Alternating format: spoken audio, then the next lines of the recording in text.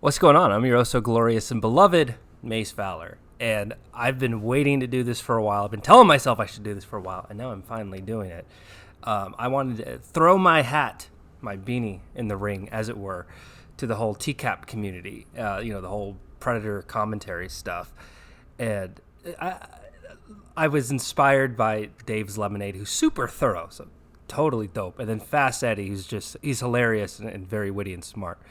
Those are the two prevalent ones that I follow in the community. But yeah, so we're going to start off with this very first one that I'm doing with Chris Weaver, which we will learn very quickly that is not his real name.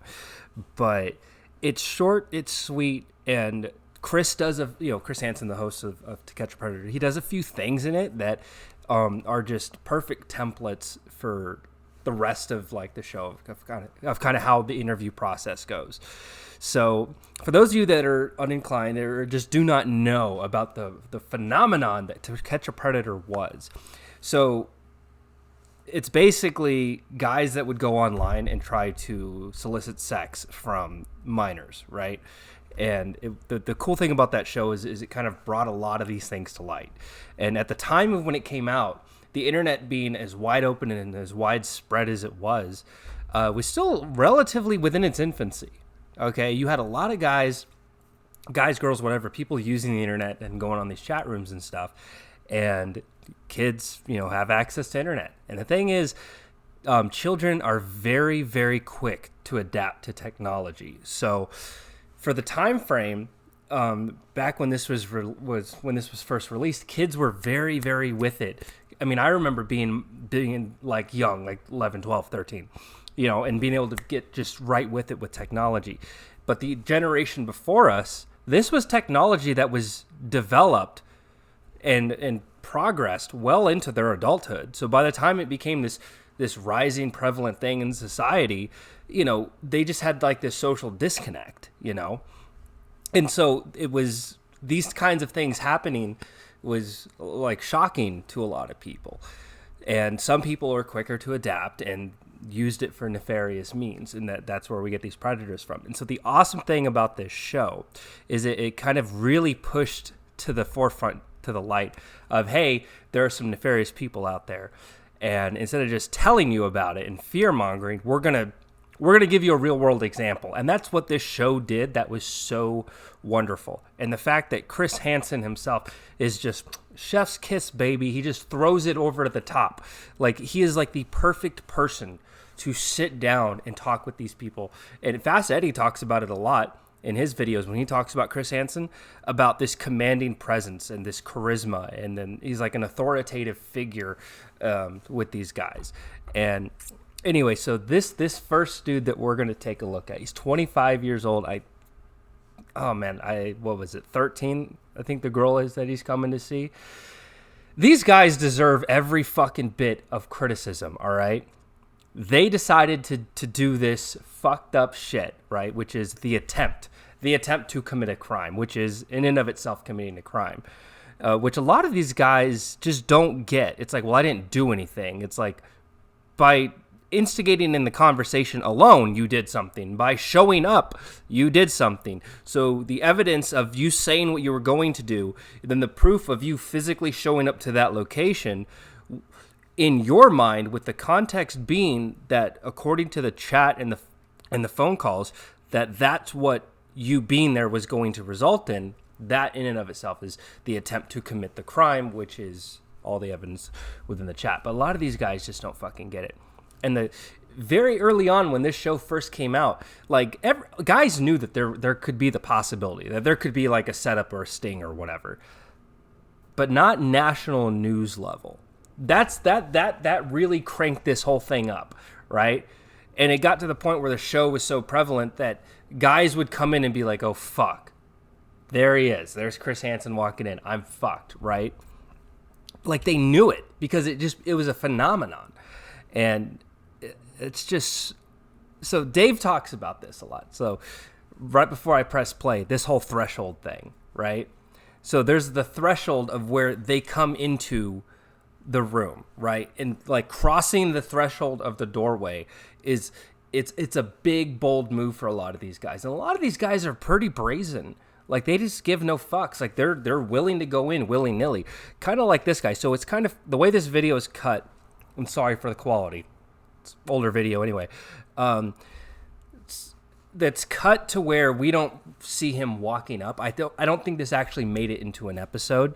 But from the time he walks in to the time he walks out is 4 minutes and 8 seconds long. So the entirety of this video. So we don't see if there was any like, hey, come on in, like what they usually do, the little siren song that the decoys do.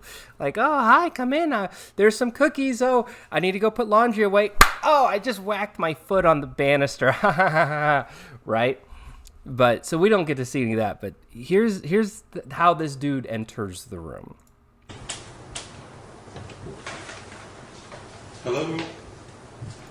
So he does a quick look around, right? He comes in, moves the curtain. Looky-loo. All right, wait, where's this person, right? So I'm assuming that they called him in, like, oh, hey, come in through the back or come in through the side. And so when he opened up the curtain and then he didn't see anybody, he's like, yo, he did the call, like, hey, what's going on? And the audibleness of it is like, okay, he's under the assumption that this girl is obviously home alone. So in his mind, it should be just him and this girl. And then enters Chris Hansen. Hey, how are you? Hi. Why don't you have a seat right over here, please? How's it going? Good, how are you? I'm alright. Do me a favor, just... Okay, so initially there was that first little bit of surprise. Like, oh, hi. Oh, I didn't recognize that this guy was going to be here. Now, there's always a contingency plan because when you're doing a criminal activity, anyone that does a criminal activity, they know it's illegal, so they're going to have some sort of thing wrapped up in their head to kind of like get things going. And the arrogance that comes off of this dude is just astounding. But so he meets up with Chris and they're like, hey man, what's going on? What's up, man? And just, you can see by the way that they talk to one another. Chris is like, he's very set in a rhythm. Like, hey, we're going to do this as an interview. I'm going to be boom, boom, boom, asking you these questions. And he gives relatively short, quick responses, but it's his attitude about it that just makes me want to punch the fuck out. Like, if you don't already want to fucking punch the fuck out of this dude for just attempting to commit the crime that he's doing that we get to witness and shit talk, just how brazenly arrogant this piece of shit comes off is more than enough to be like, so like, let's take a look like this. Like, so he thinks that he's going into this little girl's home, right? And that she's the only one there. And then there's a dominating male figure is who he ends up meeting. So the first assumption that a lot of these guys will think, that's the dad. That's the dad. This is who I'm approaching. So it's very safe to assume that he is thinking like, oh, this is the girl's father. This is the girl's father. Fuck me. Oh, God. How am I going to get out of this? But the way that he responds. Just take your hands out of your pockets, please. No. Like, oh, got nothing. Oh, I was just sitting in there. What's going on?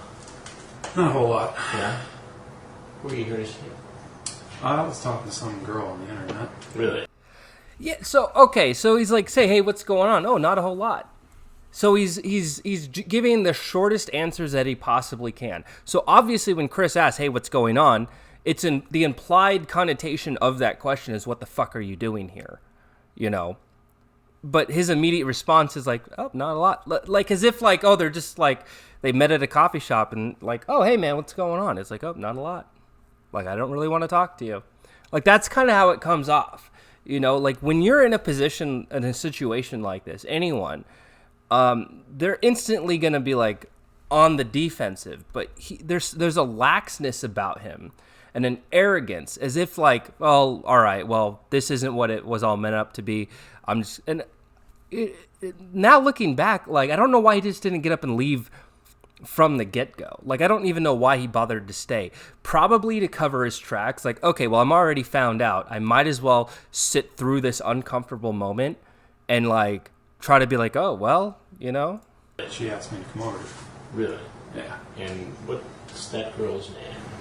Honestly, I can't remember off the top of my head. Seriously. And what's your name? So and he can't even remember the girl's name that he's talking to. Like, if you're gonna have like a correspondence with someone, especially someone that you're gonna meet for the first time, there are certain things that you're gonna want to get to know somebody. So because I've met people online before, right? But you know, we've talked about each other's ages, our names, genders, like little factual things about us, like what we look like, this, that, and the other, so that when we do meet up in person, there's like the semblance of a familiarity. All right, just enough to kind of soften the blow, because like even in today's day and age, it's weird to meet people that you met online. It just is, and it's just how it goes. My name? Yeah. Kevin. Kevin, what's your last name? Smith. Kevin Smith, baby. And that's obviously that's the fake name, because Chris has the chat log. So instant defensive mode, it's like, I'm in an uncomfortable position. I don't want to be a part of this. I'm just going to give like the first fake name that I can think of, and I'm going to push it out there. And so he came up with Kevin, and then Smith, which is Smith as a last name is just a go-to because it's so fucking common and so generic. And what's your log on for the internet? My screen name? Screen name. Oh, Sharky. Shark.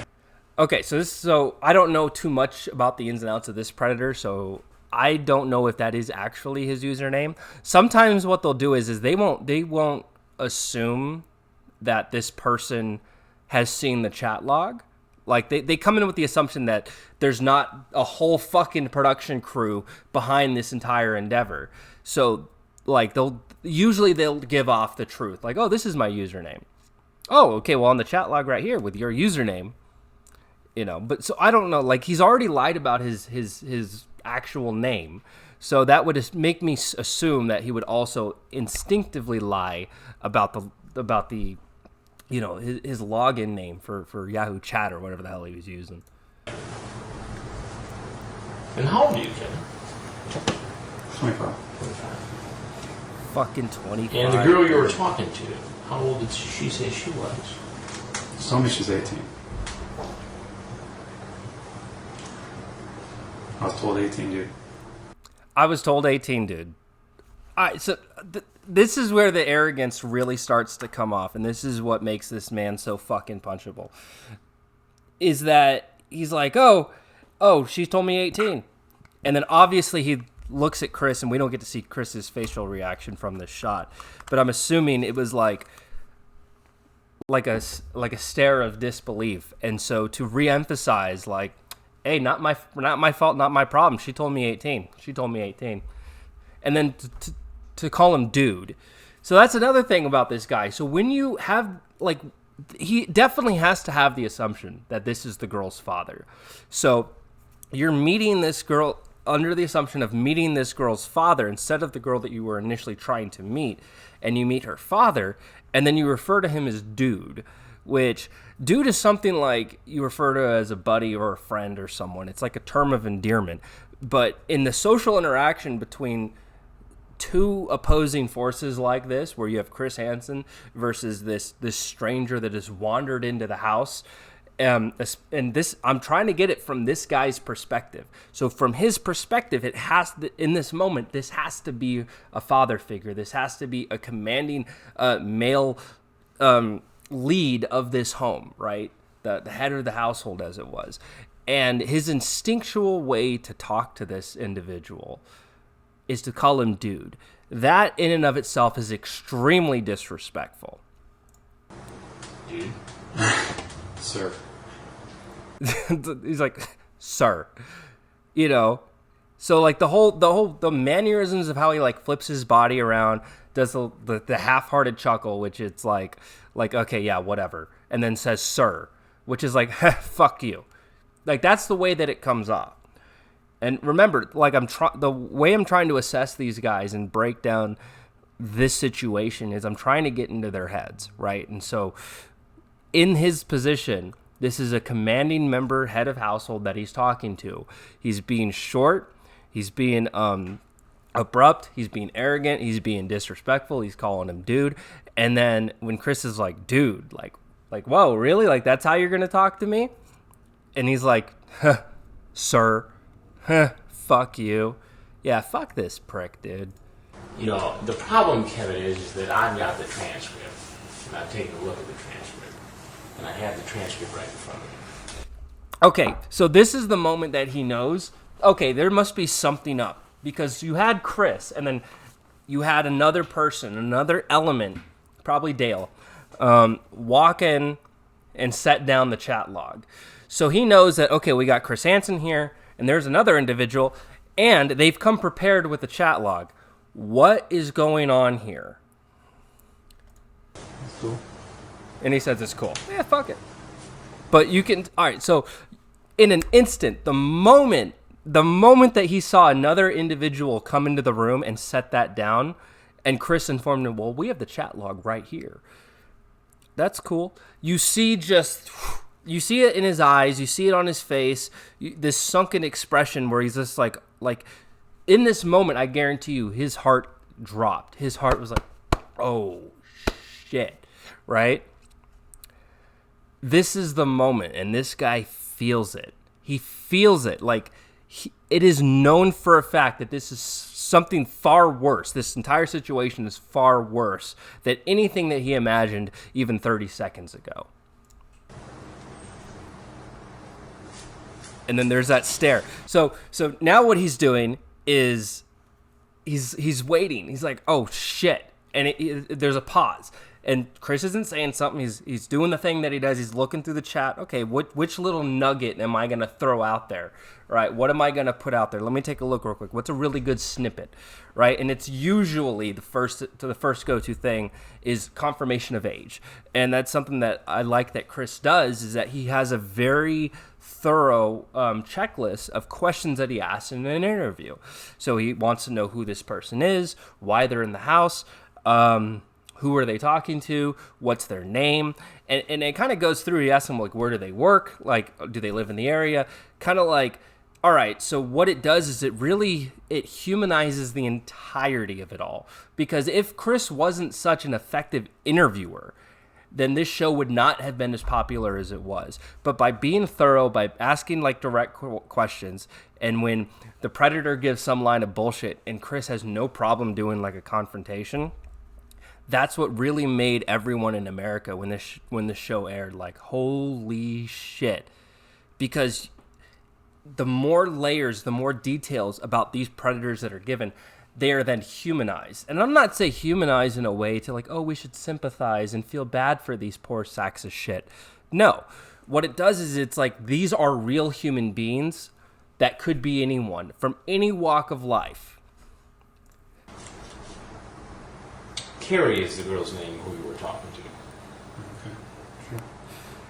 Yep, and then he's like, "Oh, yep, sure, okay," and you can hear it in his voice. His volume is down, his pitch is down, and he's got a lump in his throat. He is feeling the weight of the world just shoved down on him for his piss poor fucking decisions.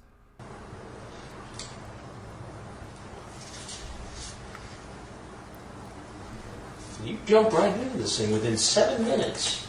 Yeah. You're talking about positions for sex. That's quick. Jesus Christ. Well, you prefer to lay on your back with your legs spread, and you go on, it gets pretty graphic from there. It gets pretty graphic from there. Well, so here's the thing. It's all right. Let's put aside the fact that this is a child. Like, let's say this person was of consenting age. Not even consenting age, legal age, 18. Bam, all right? Because it gets murky in some states, which is fucking stupid. It should just be 18 across the board. But, so, let's say this is a 18, 19-year-old that he's talking to. 7 fucking minutes. You're talking to a stranger that you meet online, and a lot of these chat rooms back then, they were really generalized. There were some niche chat rooms, but with the way that perverted justice operates, a lot of times they would go into a more general setting where you have all different kinds of people in there. The more like niche kinky things and stuff, I don't think that they ever like directly went into those particular chat rooms, but it was a more generalized chat room. So I'm getting off on a tangent here about this stupid shit. Yeah. But yeah, that is such a quick thing to do. 7 minutes into a conversation with a complete fucking stranger, and you're like, yeah, so how do you like it? And then on top of the fact that, oh, he thinks that this is a minor that he's talking to. Because that's the thing about perverted justice, they're always quick. It's like within the first 3 or 4 lines of the chat, they say what their name, like their age is. And then you could see, like, he did that thing a moment ago where he looked towards the door, like, maybe I should get up and go. Now he's like, okay, it's like, okay, he's reading the chat back to me. And it's like, it's one thing to be in that moment and you're writing stupid shit out, but then to have another person who was not privy to that private conversation between the two of you and this other person, you have a third party coming in, then that adds this element of judgmentalness. So now, not only is he in hot water, but then the reality of his crimes are being redirected back at him that he gets to experience for a second time. But aside from being the predator, he is now prey to Chris Hansen. What was your plan? I was just horny. Just what? I was just horny at the time. Just horny at the time. Yeah. So. And okay, so this is when in a lot of these commentary videos, I like how like in Dave's Lemonade, where like they literally go over the chat. So there are some excuses that these guys give, and it's like, all right, they do this thing where it's like, oh, I'm talking man to man with you. I was just horny in the moment. Like, and to them, it's almost as if the reason when they say that, it's like, I will tell you I'm horny. Like, I was just horny in the moment. Like, you're a guy, you get it, right? But that's not an excuse for this. You know, I mean, of course, if you're horny in the moment, that's fine. You know, let your freak flag fly, do your thing, as long as it's 2 consenting adults. But you got this thing where these guys, they don't give a shit. They don't give a fuck. And it's like they're so self-absorbed in whatever horny. It's like, let's say that were true. Let's play devil's advocate for a moment. What if he is like essentially, quote unquote, a victim of circumstance? Like he was just a horny individual and he saw someone online that gave him the light of day to talk to him. And he's like, you know what, fuck it. And then this person decided that they want to meet up. So the thing is that solidifies it is like, okay, this is more than just you being like, oh, I was just horny in the moment and I let it get carried away with me. The time that you spent there chatting, you knew their fucking age, and then you got in your car, drove God knows how fucking far to meet up with this person, and then you go into their house explicitly knowing that that person's parents are not home, right? Like, it's that huge accumulation of shit. It's like, there's no sympathy for these people. I mean, even like, and the whole devil's advocate thing, let me just backtrack on that real quick. What I meant, you know what I mean when I say that, okay? I'm not saying like, oh, well, if he never showed up, then it's fine. No. The fact that he had this conversation after expressively knowing that this person was underage, that is, there's no way around it. As soon as he knows the age, oh, fuck. Don't even, like, just leave the conversation, ghost the motherfucker. Like, oh, wait, you don't need any part of this in my life. Like, that's the only appropriate response in that scenario. Your name is really not Kevin Smith, is it? Fuck no, his name's not Kevin Smith. Of course he lied about that shit. Give me your real name. It's Chris. Chris. And your last name? Weaver. And what do you do for a living, Chris? I work as an electrician. Yeah. Yeah. Now, I'm wondering if that's true or not, because, like, we already know from the beginning of this that he's a fucking lying sack of shit, right? So what if he's not an electrician? But even still, if he's an electrician, there's different tiers of electricians, but there are just like the handyman electricians that will come in your house, change out an outlet or add a new one, or do minor electrical around the house. You don't want a motherfucker like this coming into your house with your family there, working on your GFIs over by your sink, all right, or changing a fucking outlet in the fucking in your daughter's bedroom or anything crazy like that. You don't want these motherfuckers in your fucking neighborhood, period. Like the scum of the fucking earth. Now here, the girl tells you that she's 13 and asks, is that okay? You say, yeah, is 25 okay? She says it is. Yeah, right there. Bam. It's right there. Like, you had that interaction, and that's the part that I love about the chat being read. And that is what is so wonderful and what's so groundbreaking about this show, is that we put the chat in front of us and we read it to them, and then you get the reaction. Like I said, like, the reality of the bullshit that they've done is coming down full force, and having it read to them by this third party that they never thought there would never be another pair of eyes on this text. And there it is. And so he's feeling judged. He feels like fucking shit, dude. And he should. He's human garbage. I think we can all agree to that. Fuck this dude and his stupid fucking hat. But yeah, so it's right there. She says, "Oh, I'm only 13." He's like, "Oh, well, I'm 25. I mean, that's not too old for you, is it?" You're acknowledging the fact that she's younger. You're even asking permission from this minor if it's okay that you're older. I mean, fucking scummy, dude. Come on, man. Do you often chat with girls who say they're 13? Actually, I don't. I've never chatted with any of them. I'll take it easy and do what you want, only to please you. You don't have to do anything. It's like, so I love watching this show and episodes and snippets and these guys, and I like, like looking at these fucking pieces of shit squirm. It's like, yeah, you fucking got what's, like, you deserve far more than just Chris Hansen fucking grilling you. All right, you deserve the whole wrath of God just smited down on top of you. Like, these guys are absolute fucking human garbage.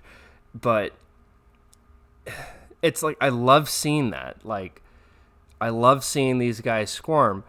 But no matter how much joy I get from it, the fact is that there's motherfuckers like this in the world that, like, think this behavior's, like, even remotely okay is fucking abhorrent. All right.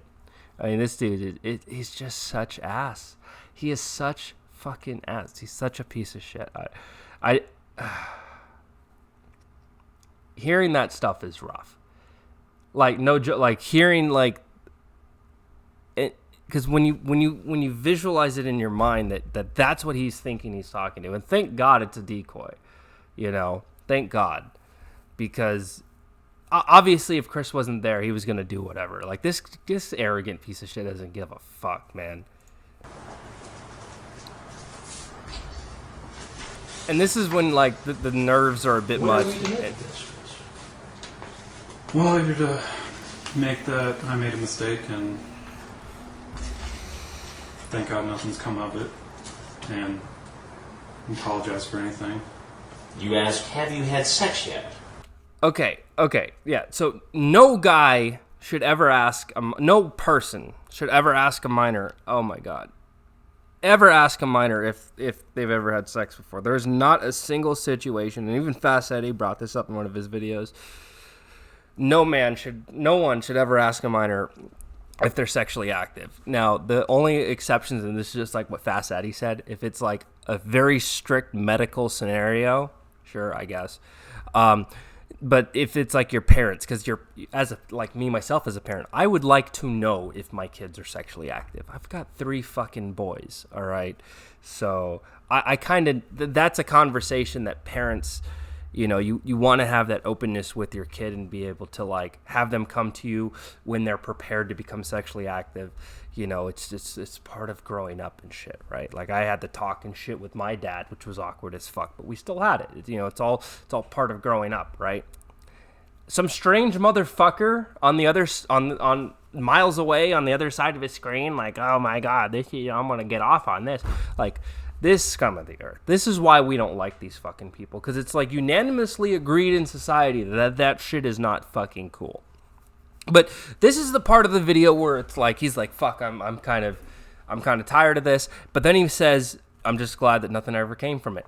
So this is coming full circle with what I said earlier in the video, is that these guys, they have this assumption that because nothing has been happened, because there was no girl here for me to do anything with, and there was no physical contact ever made, therefore I'm absolved of committing any crime because I haven't done anything yet.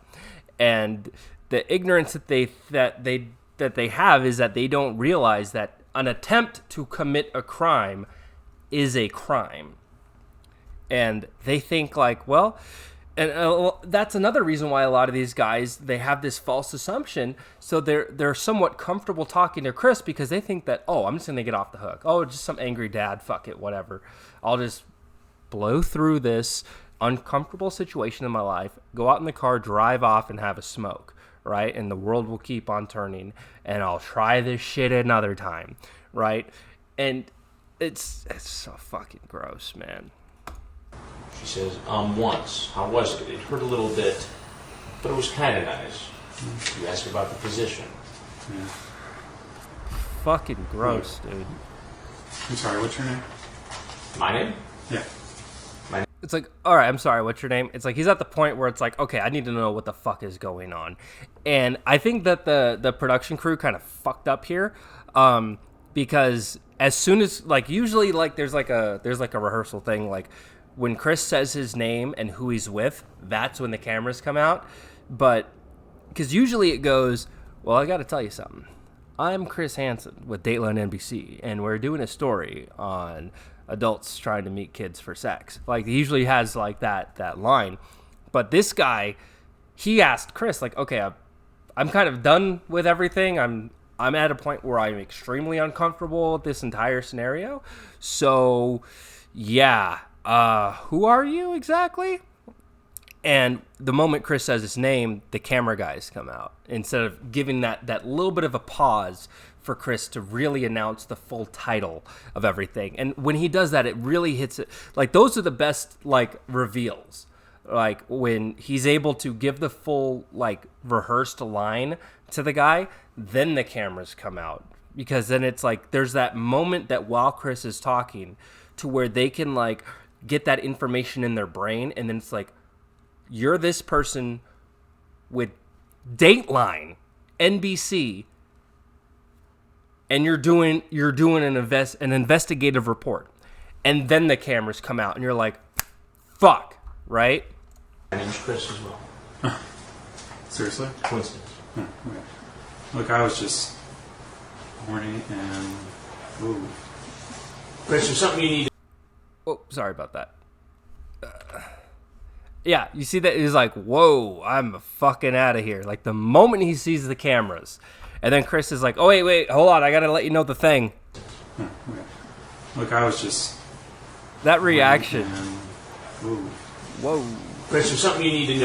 Yeah, so the moment that, like, oh, shit, there's cameras here, I need to go. And here's the thing, man. Like, so I followed a bit of it, right, of the extended universe of TCAP. And so one of the craziest things that some guys actually got off, there's one dude that the moment Chris came out, he fucking left. And the moment that the cops got him, he lawyered up. He didn't speak to anyone without a lawyer. Didn't even sit for Chris's interview. And he was one of the few people that was able to get off, with no charges, basically. And I'm not saying that could apply to everyone, because depending on how graphic the text is, that you have, like, there's a lot of different, like, when it comes to law and the court system and how different things go, there's different layers and shit. But yeah, this guy, just this evidence alone, like this interview, he's already said enough to where I guarantee you no lawyer could help him. Because once the chat was revealed and he's like, yeah, and then he even said, I'm sorry. And a lot of times in especially in courts of law, apologizing for something, it's essentially owning it, is you're taking responsibility for it. Like, oh, I'm thank God nothing happened. And, I'm sorry. Right. And, I guess I just won't be doing this again, and that's the kind of thing that really solidifies it. And it's like, yep, you're fucked, because we have you on tape admitting, there's your admission of guilt. And that's really the end of it. Go. And then he just fucking bounces. And there's the Bart Simpson predator, this fucking piece of shit. And Corey, I hate. Whoa. Oh, Dave, I love you, Dave, but we're not doing that this episode. Yeah, so that was like that. So long story short, I'm MaceValor. So if you've never seen me on the internet before and you are a fan of this To Catch a Predator shit, that's my take on one of them. A little rambly, I know, but like I have a lot to say about these guys, and